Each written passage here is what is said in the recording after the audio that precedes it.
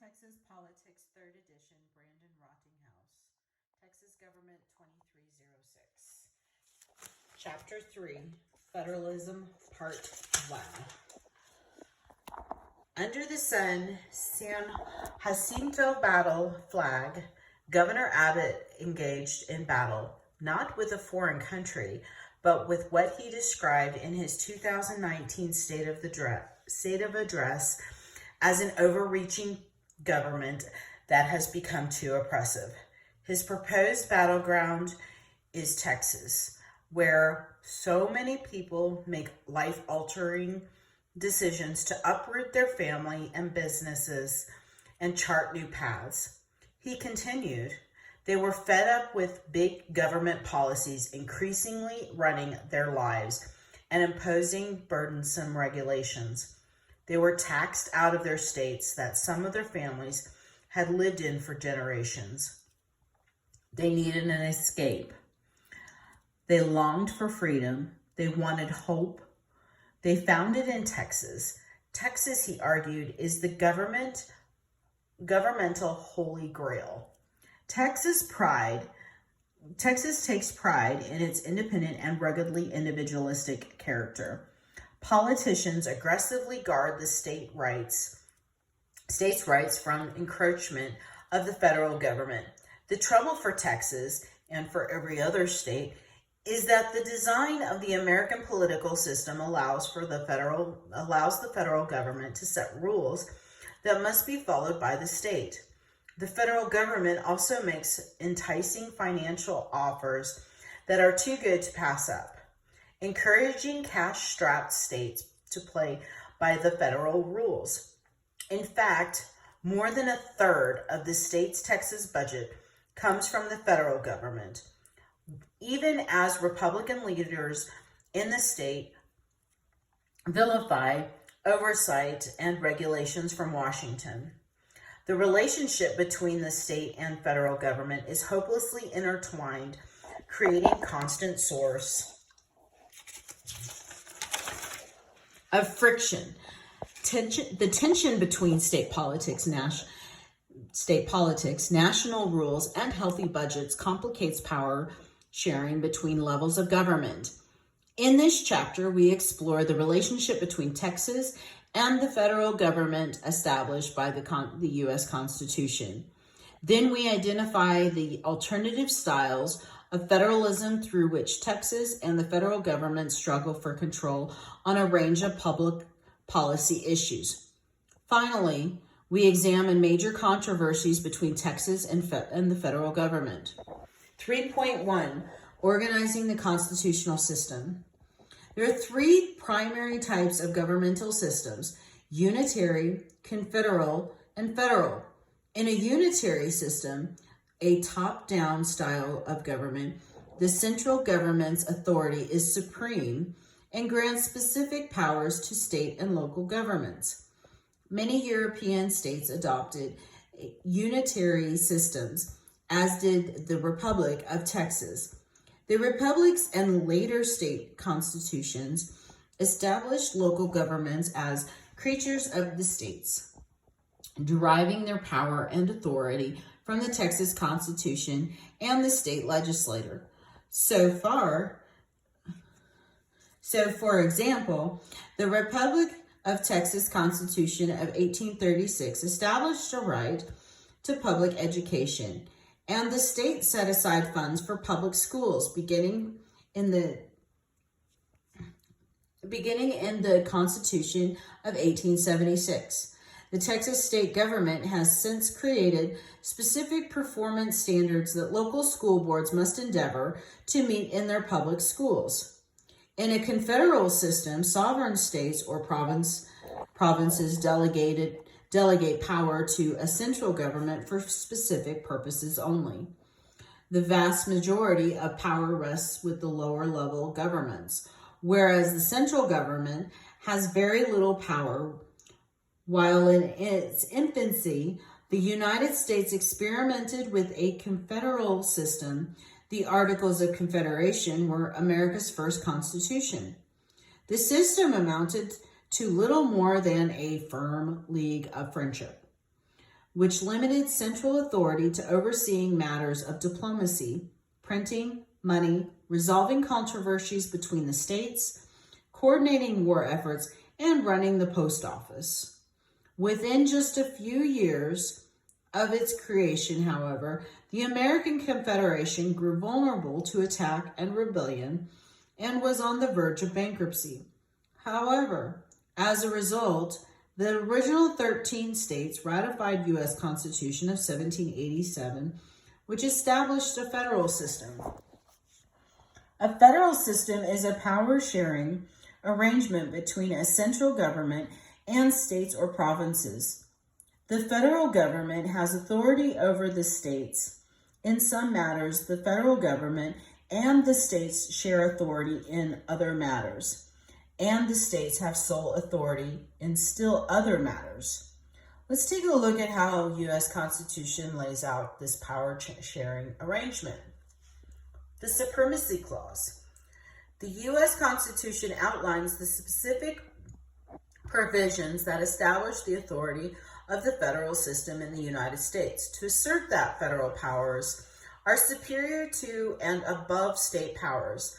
The Supremacy Clause specifies that the laws created under the authority of the United States shall be the supreme law of the land. Article 4, Section 2.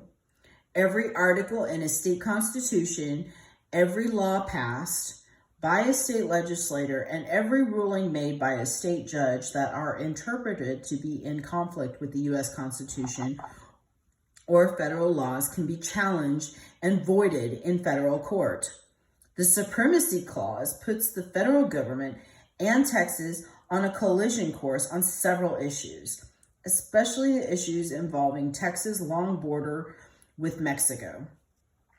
The federal government is responsible for controlling population flow across the border, but does not always do so to the satisfaction of the state.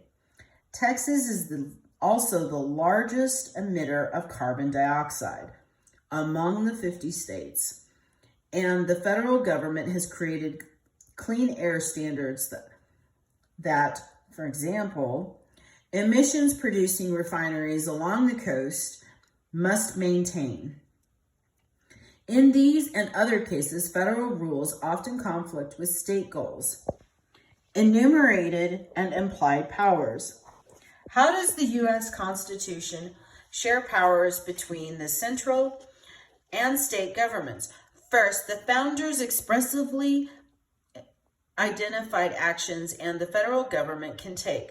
These enumerated powers, sometimes called expressed or delegated powers, are specified in writing and retained by the federal government so that Congress has the exclusive province to act on them. Article 1, Section 8 of the Constitution lists these powers, more than 30 in all. These include the power to collect taxes, to provide for the common defense, to borrow and print money, to protect patents, to raise and support the armed forces, and to organize a militia as needed. Although grand in scope, the fact that these powers are specified demonstrates a limiting feature of the federal system. Those powers not specified are reserved to other actors in government, most prominently in the states. Realizing the need for the flexibility in the growing nation, however, the framers of the U.S. Constitution also provided for implied powers. Implied powers are those that are not expressly identified, but are referenced in the last part of Section 8 as follows. Congress shall have the power to make all laws which shall be necessary and proper for carrying into execution the foregoing powers and all other powers vested by the Constitution in the government of the United States, or in any department or officer thereof. Referred to as the necessary and proper clause, this section has been interpreted to allow Congress to make laws in order to carry out the enumerated powers. Because this clause stretches the authority of Congress, it is often called the elastic clause.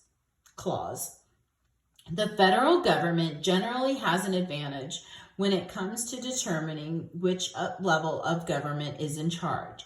Table 3.1 lists 4 key cases in which the federal government has been challenged in court by states and has won. These cases often involve either the necessary and proper clause, as in the case of McCulloch versus Maryland in 1819, or the Commerce Clause. The Commerce Clause is one of the enumerated powers listed in the U.S. Constitution.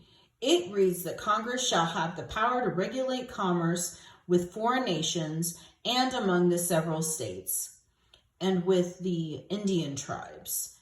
Courts have generally taken a broad view of Congress's ability to control, regulate, and manipulate interstate commerce. Congress and the U.S. Supreme Court have used the Commerce Clause to extend the powers of the federal government. Ironically, the Commerce Clause has also been used to allow Congress to regulate non-commerce activities. In a 1942 case, Wickard versus Filburn, the U.S. Supreme Court dramatically expanded the permissible use of the Commerce Clause. The case involved Roscoe Filburn, an Ohio wheat farmer who grew more wheat than was allowed by the Depression-era limits that were designed to keep prices low. Filburn argued that he had no intention of selling the wheat, but he was still ordered to pay a fine. The court reasoned with the production of the extra wheat reduced the amount of chicken feed on the open market, which is subject to interstate commerce. If many other farmers did the same, they could have a significant impact on chicken feed and thus should be regulated by the federal government. Critics of the expansion use of the Commerce Clause use examples like this to claim that Congress has overstepped its authority. The federal government's regulations have their limits. In San Antonio in 1992, a 12th grader at Edison High School carried a concealed .38 pistol along with ammunition into a school. This violated the gun-free zone.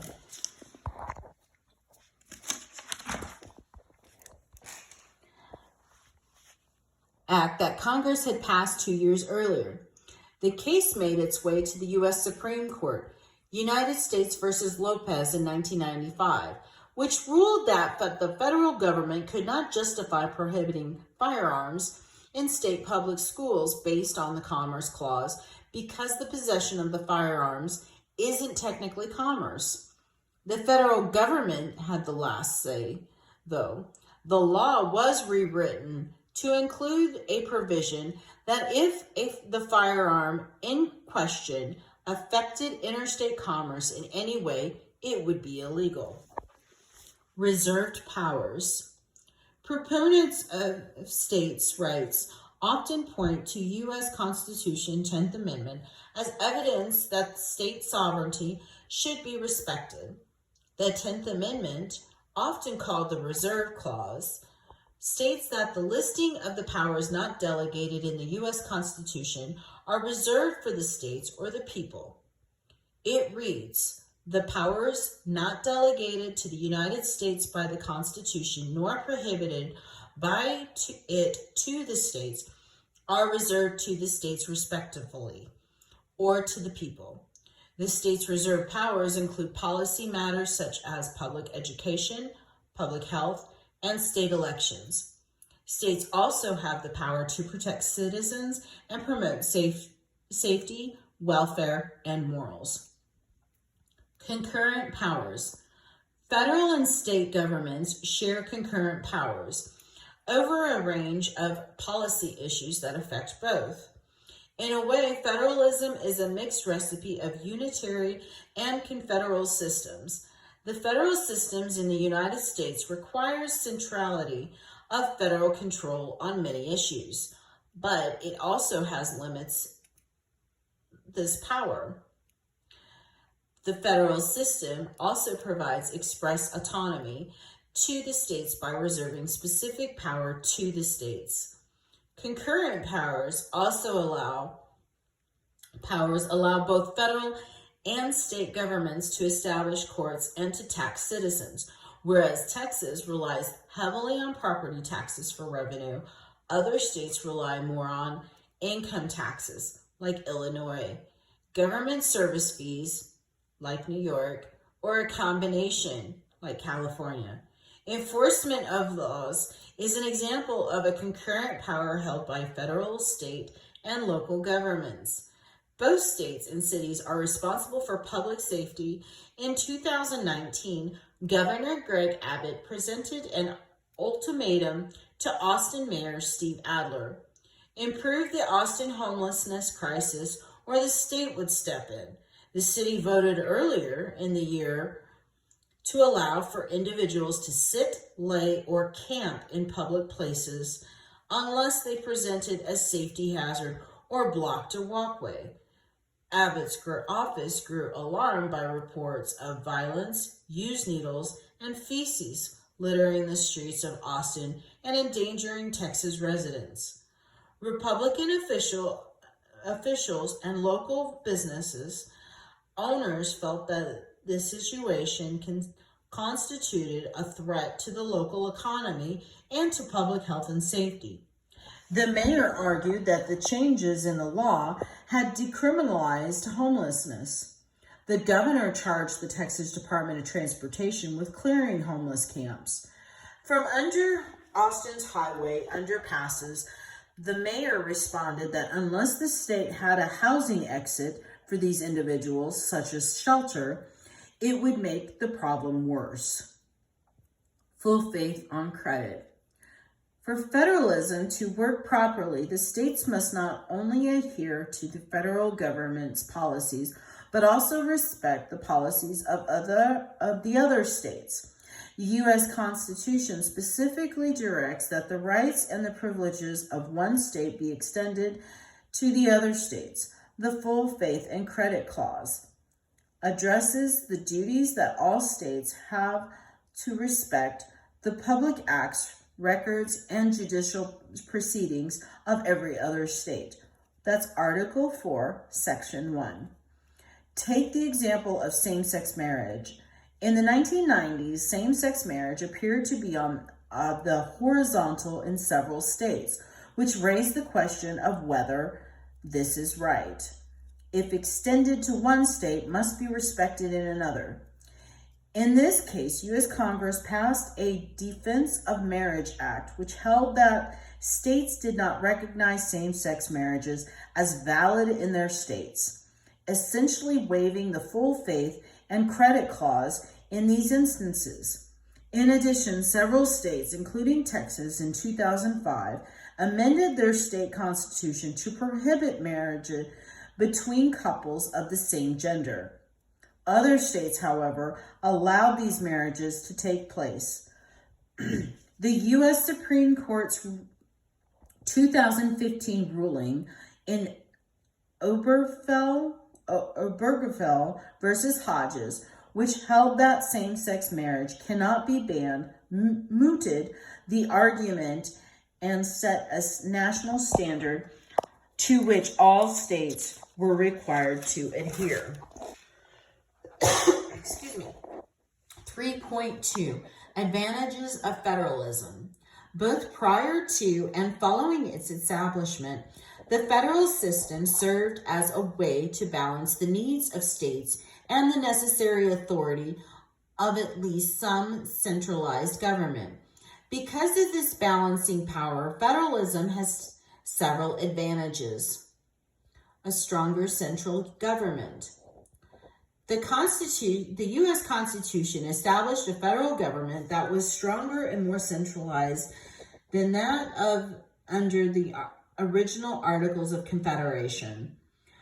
With no federal power to tax citizens or states to pay off debts, no provisions for independent leadership, and no mechanism for enforcement of laws under the Articles, the young U.S. government faltered in the face of several challenges, perhaps most notably Shays' Rebellion in 1786 and 1787, fueled by economic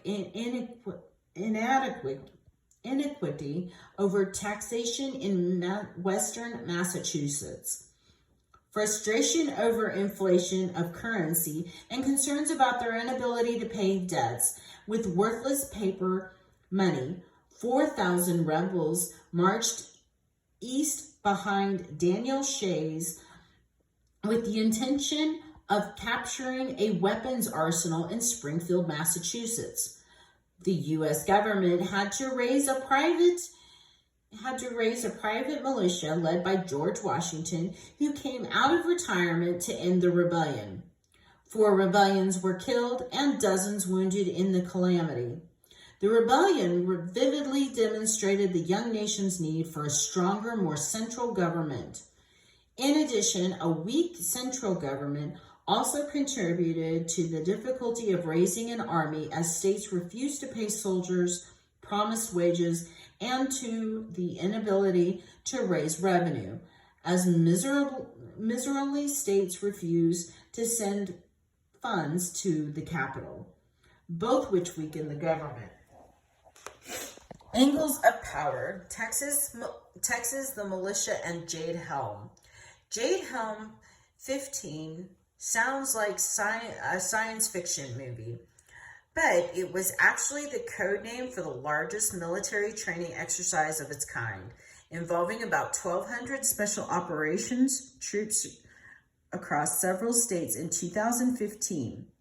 Concerns from all over Texas poured in about the proposed operations, most stating that they did not trust the president on military matters, many claiming this was the beginning of the psychological warfare, and a few making racist or xenophobic remarks. Rumors circulated online, fed by anonymous online Russian bots, spreading misinformation as claimed by a former CIA director.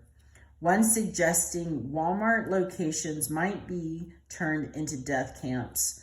Relenting to public pressure, Governor Abbott directed the commander of the Texas Guard to provide to the governor's office to ensure that the Texans' safety, constitutional rights, private property rights, and civil liberties will not be infringed, while satisfying the governor's order antagonized others, as it looked like he was giving into conspiracy theorists. One letter writer demanded a handwritten apology for your idiotic, paranoid delusion that Texas was under attack by our federal government. Another noted that this was the stupidest thing that came out of Texas in 20 years. Politicians in both parties called out the governor for pandering to extremist claims. At the heart of the debate, Jade Helm, is the suspicion that many Texans have of the federal government. In polling conducted after the operation, 39% supported the governor's decision and 28% opposed. 32% responded they didn't know. Almost 50% of the public believed that the federal government would send troops to Texas to impose martial law, confiscate firearm, or violate property rights. These attitudes may reflect Texas' long history of conflict with the federal government dating back to the Civil War. Representation. Unlike unitary system, a federal system provides responsibility that levels of government, local, state, and national, allowing much needed variations in public policy. A one-size-fits-all approach to creating public policy may take taxes too high in Wyoming and underfund education in Illinois, who better to decide where and how to spend government resources than the individual states themselves. Federalism allows states and local governments to have a major say in how these funds are spent to meet their specific needs and goals. If you summed up the number of elected public officials who represent you at various levels of government in Texas, the number is more than 24, including state representatives, county officials, city council members, and judges. A federal system gives the responsibility of representation to these local officials and provide a wealth of opportunities for lower level government to craft policies that match the needs of Texans. Perhaps as a result, Texans can often see these governments as more responsive See figure 3.1.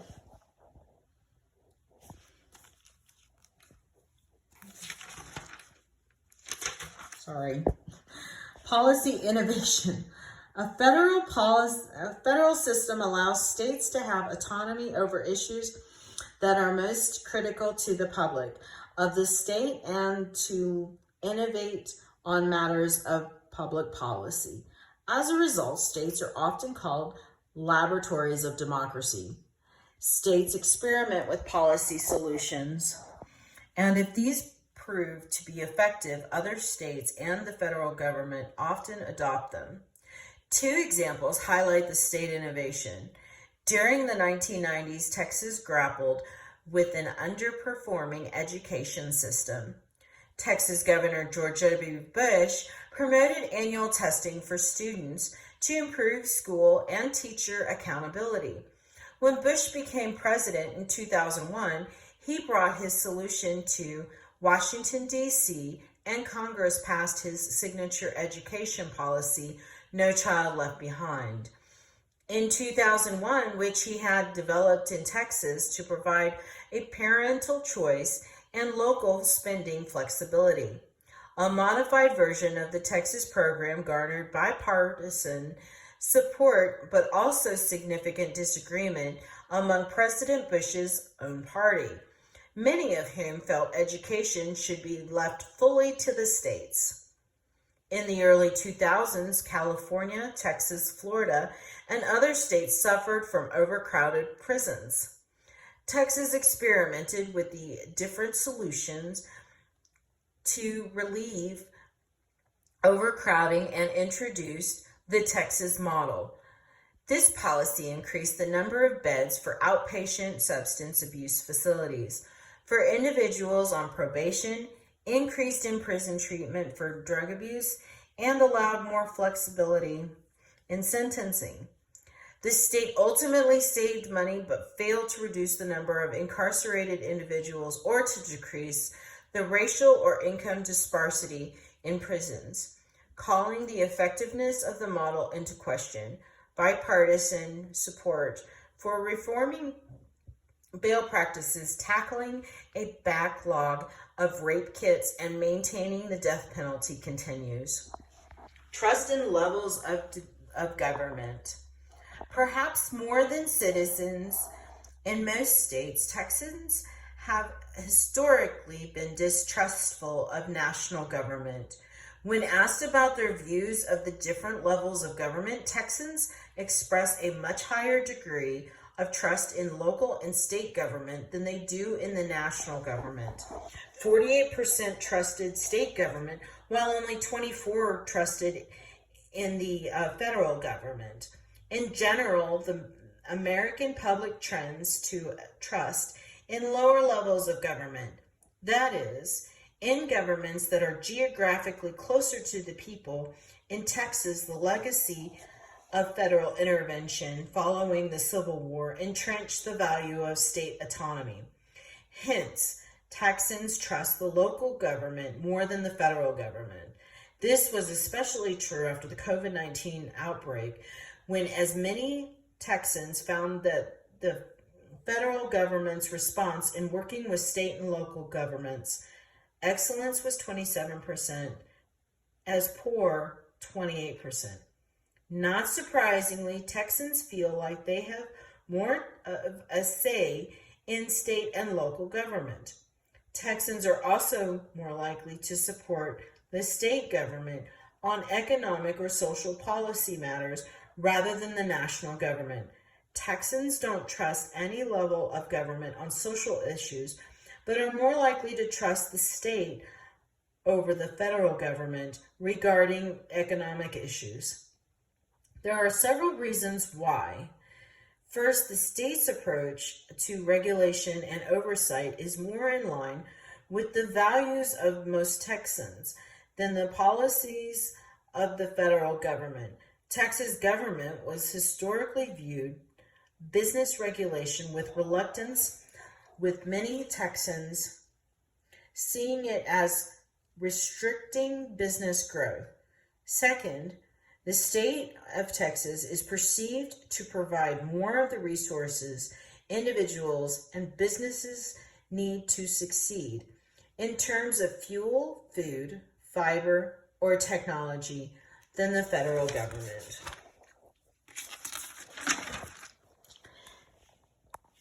.3 Texas and federal funding. One important way that the federal government and states share power is through budget finance. More than 500 separate federal programs provide grants and funds to the states.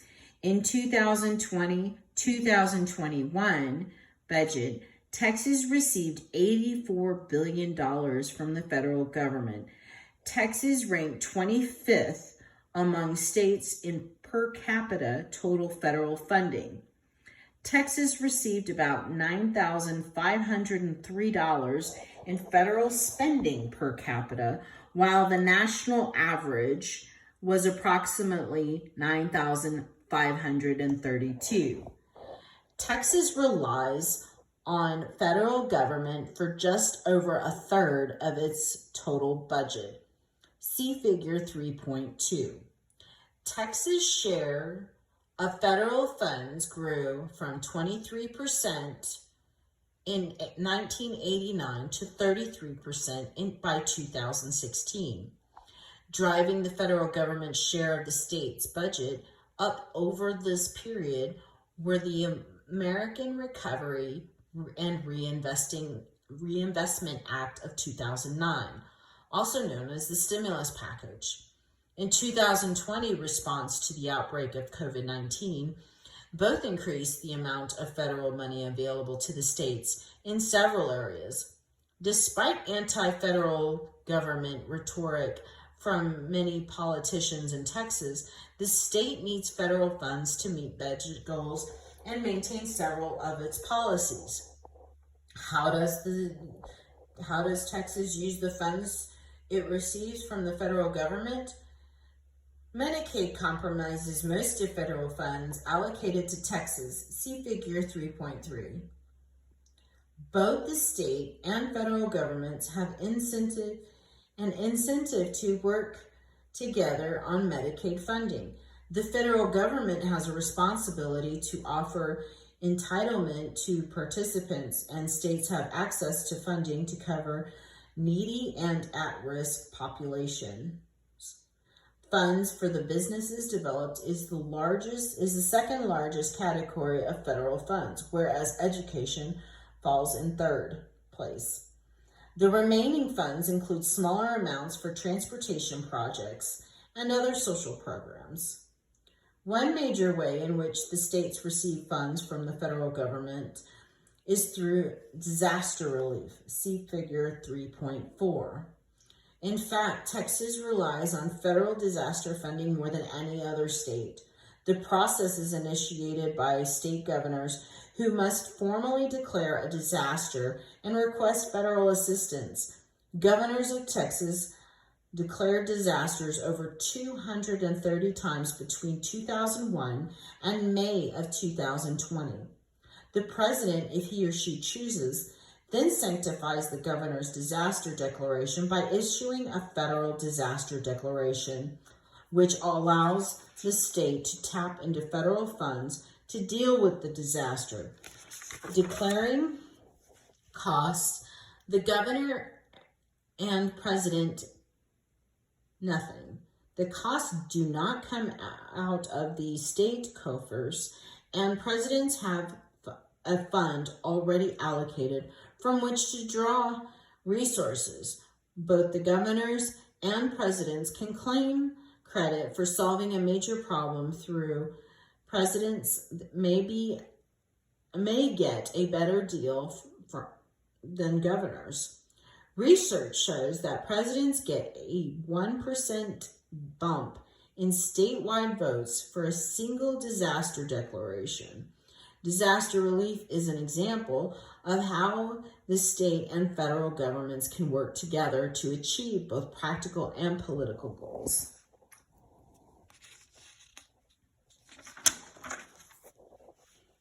States can use disaster funds to replace public infrastructure, repair damaged water facilities, mend roads, and remove debris.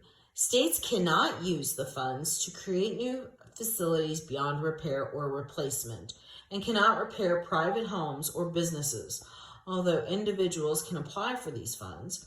However, the federal government attaches strings to these funds. States must follow procedures to allow competitive procurement, an environmental review, payment of prevailing local wages, protecting of workers' civil rights, and annual audits. Texas and federal government also pool resources, share responsibility, and cooperate effectively on other issues. Texas and the U.S. Department of Agriculture partner to manage conservation efforts on public lands, such as the Sam Houston National Forest or the Caddo National Grasslands. After the offshore oil rig Deepwater Horizon exploded in the Gulf of Mexico in 2010, causing the largest oil spill in U.S. history in U.S. waters. The federal government partnered with Texas and other affected states to monitor long-term environmental effects. The Texas Department of Public Safety also collaborates with federal agencies to combat human trafficking, share information, and fund programs. This is part 1 of Chapter 3.